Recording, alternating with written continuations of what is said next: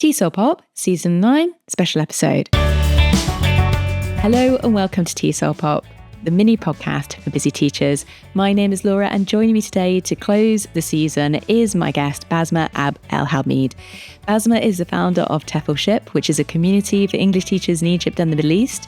They provide a lively community on Facebook to support ongoing development and courses to help qualify thousands of teachers, as well as a really extensive bank of videos on YouTube. Now, in today's episode, we're going to be talking about all things video, as Basma knows a lot about this. We're going to be talking about how you can start building your brand, what branding means to teachers, and where to start when thinking about creating videos to do so. Let's join the conversation where I ask Basma, what does personal branding mean? It's simply like what people say about you behind your back, but in a good way, of course, sort of like the story that people know about you, what you do. But we use it more professionally. Like, for example, how many people know what exactly you're doing in your life as a job? For example, do people know that you're doing a podcast? I met a lot of people that their families don't know that they are teaching at all. So this is sort of affecting their career that no one knows. So the personal branding is simply the kind of reputation and story that people know about you. You know, there'll be listeners tuning into this episode that may think, oh yeah, personal branding, I understand it works obviously in a company setting. Companies need their personal brand, or if you work in maybe other sectors other than teaching. And they may be wondering, well, how does personal branding connect to teaching? I don't need it, do I? Well, that's a very good question, actually. If you remember, like in the past, people needed personal branding. However, we didn't call it personal branding at that time. It's just like it's the most well-known person in the marketplace. So if you need something, you would just go to Mr. John or, any person that you know that they are famous for something in the marketplace. Because at that time, there was no social media, but you know that you can rely on someone because they have that kind of reputation that they are good at something in particular, you know? For example, in the beginning of using PowerPoint and using technology, there was always this one teacher in the marketplace that everyone would just go to because they are afraid of using the computer or the PowerPoint. So it's the same idea now, but we use it more on social media because that's what we use for marketing. So when you think about it, you are sort of like a company. You're running your own business. As a teacher, you just want to work in the school. So you want to have a good reputation that you are good in teaching, that you have great skills, so you can get hired in other workplaces, or that you can get more opportunities in the same school or the same work that you have.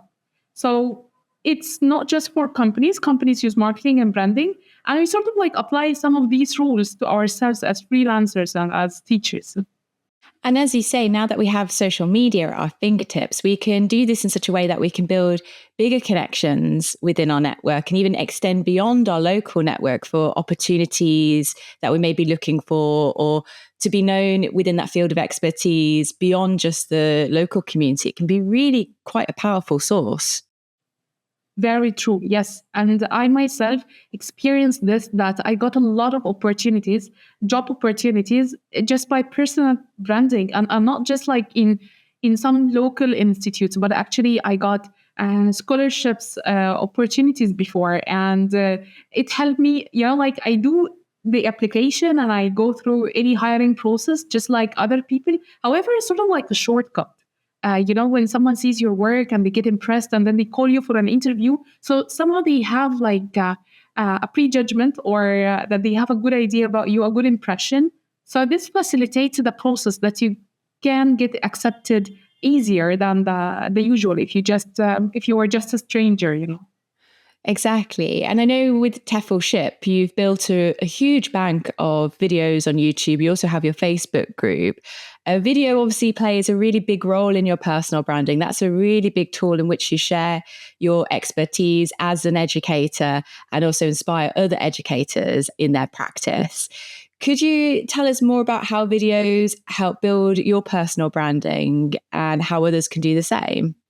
I would talk about videos, but I wouldn't want to say that this is like a block if you, as a teacher, if you cannot make videos as a first step. So don't make it like a bottleneck on the way. So you can just start by the easiest form of branding that you can do, like anyone can do. For example, some teachers would feel more comfortable with writing. And that was me in the beginning before videos. I remember my first video, like my husband used to convince me a lot to make videos, and I would tell him, no, I'm gonna make mistakes in front of the camera. They will be recorded forever, and what will people say about me? And this will destroy my reputation, until he like convinced me, and I really loved writing. So in the beginning, I used to write a lot of posters, a lot of articles, and that's how I got a lot of people or a lot of teachers following my account.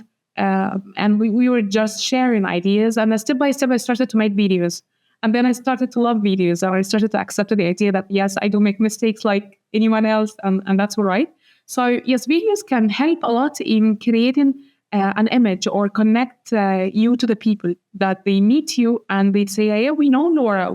We always follow Laura's videos. We always see her. So when they see you in reality, or they want to take a course, or they want to hire you, they feel that they already know you, even if you have never seen them in your life.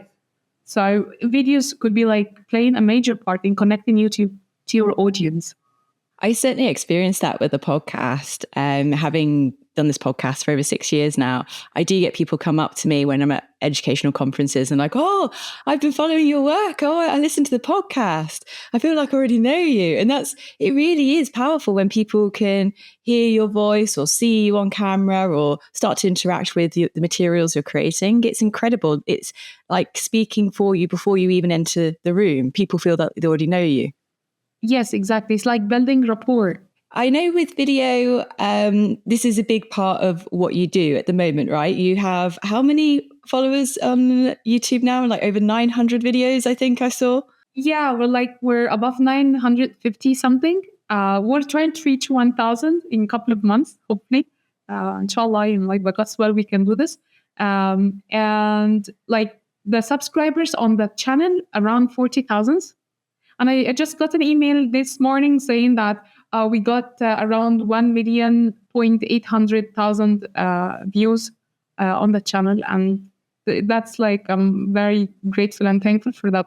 It's very nice when I see that the video was watched by teachers, and like while you're asleep or working or doing something else, that there is someone somewhere in the world that they are benefiting from what you did before. It's something that's on demand, like you say, like teachers can access it at any point. It's freely available. It's in the open public space. And you have lots of different playlists that relate to different teaching skills. So it enables teachers to easily find what they're looking for. I wonder, like, how you'd recommend people who are listening, who are looking at your portfolio and thinking, wow, like, oh, she's obviously just naturally gifted at this. Like, I can start, like, I wouldn't know where to start in using videos if that's the media that they want to use. Where would you suggest people start if they want to just try making a few videos and creating them for their local community? I'd like to assure them that, like, I myself, quite an introvert, and I really get shy. Like, if you just see me right now, I'm just like holding my hand, and I always feel stressed in front of the camera. Like, despite that, I did. Until now, I always feel stressed. Like sometimes when I'm talking, I just feel like something, like blocks my throat, and I feel nervous. But this is how it's going to be. Like, some people are more natural in front of the camera. Some people really love the camera. Like my husband, he's in love with the camera. Just put him in front of the camera and he just keeps speaking. He will never, stop. And if you just give him a mic, he would go crazy. On the other side, I'm not like that. I really like writing more. Until now, after all of these years, I still feel more comfortable with writing and organizing my thoughts and all of this. But in front of the camera, like I feel like I'm sweating and I'm nervous.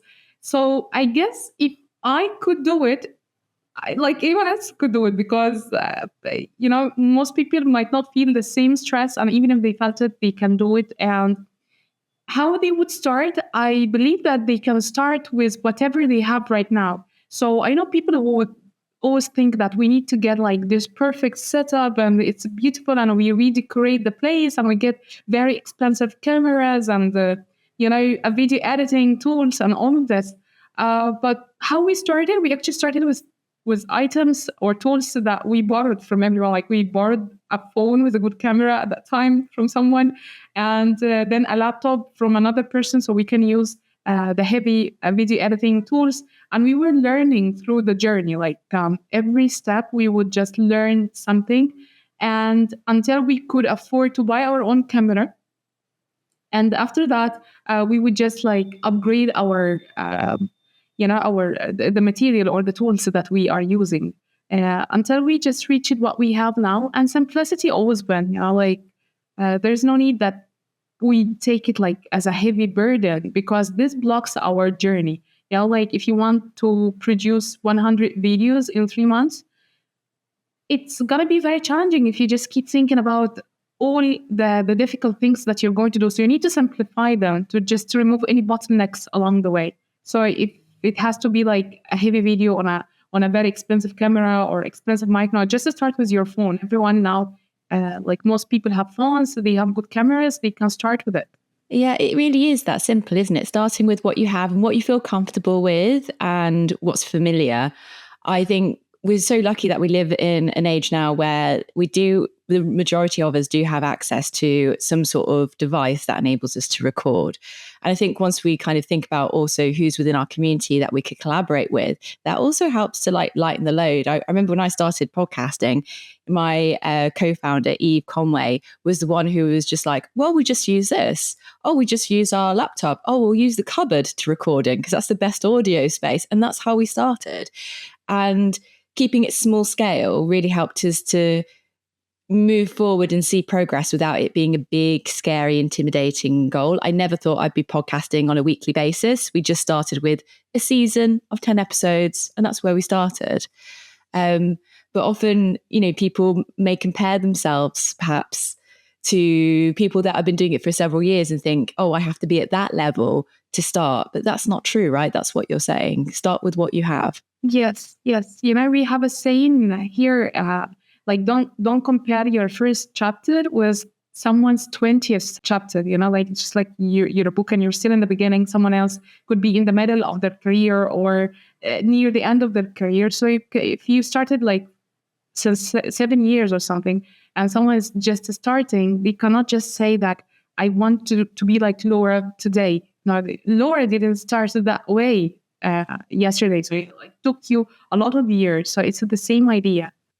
Exactly. And if people go back to the first season of TEFLship, they'll see where I started and the level at which I started, and it's fine. It gives them hope and inspiration that maybe in a couple of years we'll be just like Laura. And also at the same time, learning about your journey and knowing how you started, this could be like a shortcut for them, because when they listen to you, they know some of the challenges that you had. How did you overcome them? So they wouldn't have to face the same problems, but maybe different types of problems. But this could help them in reaching to their destination faster.